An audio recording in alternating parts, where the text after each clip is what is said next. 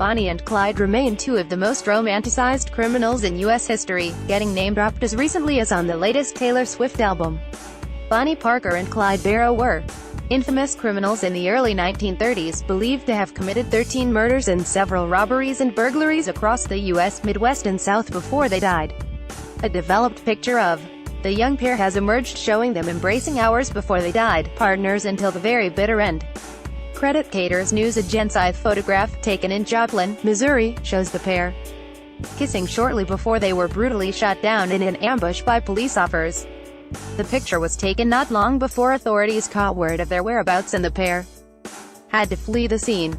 The public were fascinated by Bonnie and Clyde throughout their two-year crime spree from 193,234, during which time the 20-somethings robbed banks and small businesses and killed anyone who tried to stop them. While they escaped the police numerous times, they were finally caught out in 1934 when they were ambushed by officers on Louisiana's I-54 and died in a hail of bullets. However, Bonnie and Clyde's legend lives on to this day, hence why there is such interest in previously unseen images of them. Credit Caters News agency photo above, along with other photos of the pair, were on show at the Photographs Do Not Bend PD&B Gallery in Dallas, Texas until they were bought by a local private collector. Other Bonnie and Clyde-related photographs that were on display at the gallery included one of their car after it had been sprayed with bullets, one of the officers that arrested the pair, and even their lifeless bodies on a gurney. Gruesome. The collection also included a copy of Clyde's criminal record, outlining his suspected murders and robberies, his fingerprints, and the warning that he is very dangerous and extreme care should be taken when arresting him.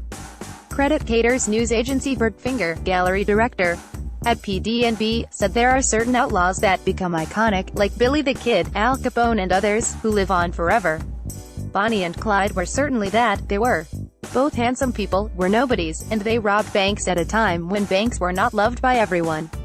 They had eluded capture for many years. Their apprehension was strategic and tactical. It worked like a military operation, Finger added. It was planned out to the letter. Officers didn't want Bonnie and Clyde to get away and to potentially go on to kill other police officers and civilians.